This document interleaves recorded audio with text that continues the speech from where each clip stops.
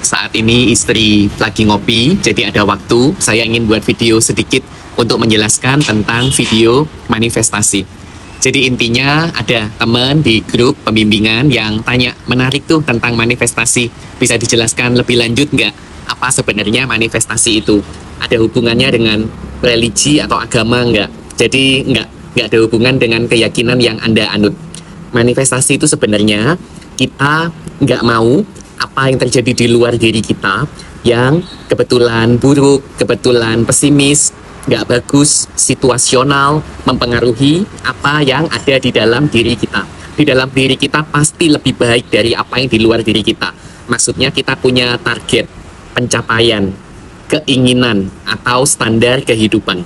Jadi intinya kita nggak kepingin apa yang ada di luar diri kita mendikte apa yang ada di dalam diri kita.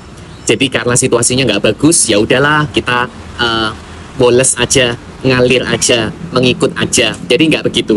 Tapi karena standar diri kita, kualitas diri kita lebih baik dari apa yang ada di luar, sebaliknya apa yang ada di dalam mendikte atau menuntun atau mengarahkan apa yang ada di luar diri kita.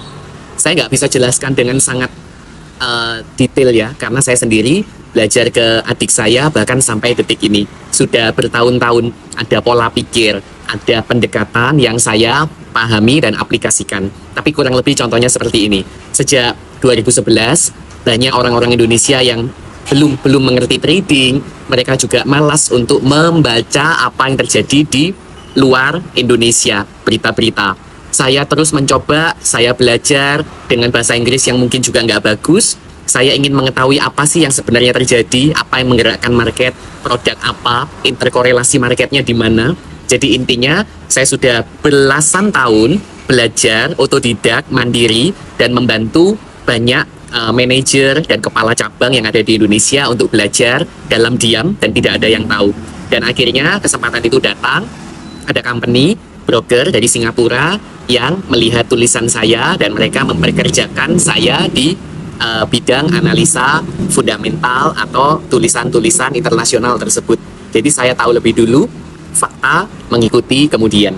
Lalu juga selama belasan tahun saya tidak pelit memberitahu broker apa yang baik. Jadi saya tidak harus memberikan link saya, IP saya memberitahu saja. Jadi broker A ini bagus, broker B jangan karena hal ini. Tentunya tetap harus objektif ya, dan berdasarkan pengalaman saya.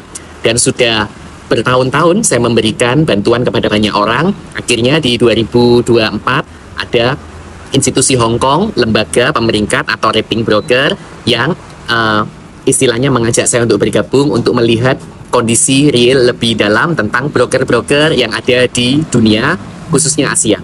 Lalu juga untuk saya banyak memberitahu ilmu tentang ekonomi atau finansial ke keluarga. Saya banyak memberitahu ilmu finansial ke teman dekat, ke keluarga, dan mereka banyak terbantu dari hal itu.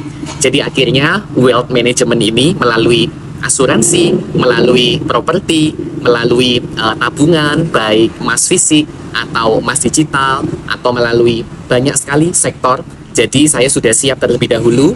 Akhirnya ada company US yang memperkerjakan saya untuk di bidang wealth management dan juga wealth creation. Jadi intinya tidak ada yang instan, tetapi manifestasi itu berbicara tentang apa yang di dalam diri kita lebih kuat.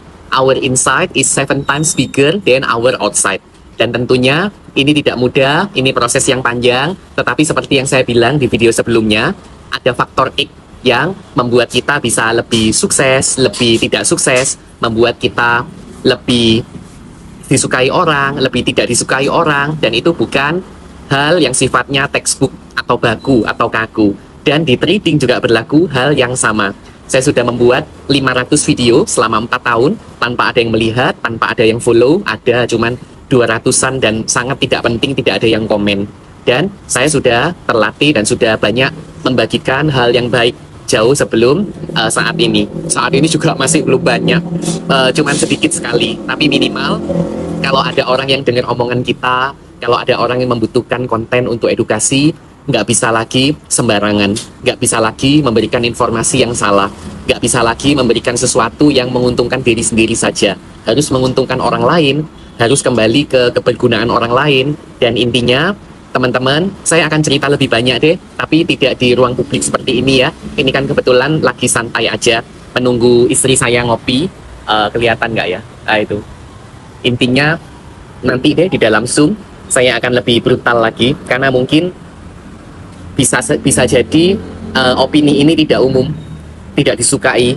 Yang saya ngomong tentang scalping saja sampai sekarang banyak yang DM, banyak yang ngomong jangan serang siapapun, jangan banyak yang makan dari scalping dan day trading, jangan menjatuhkan mereka. Aku bilang ya sudahlah, saya minta maaf ya kalau memang ini dapat mengganggu makan Anda. Saya akan cari konten yang lain. Tapi intinya teman-teman, kita lebih besar daripada masalah kita. Kita lebih besar dari apa yang kita pikirkan. Dan pengaruh kita dan hasil pencapaian kita juga bisa lebih besar dari itu. Jadi Anda tetap semangat. Saya akan jadwalkan Zoom segera supaya Anda tidak penasaran dengan apa faktor X yang dimaksud. Jadi tetap semangat para trader. Profit tidak lama, profit sebentar lagi. Jadi tunggu ya infonya. See you.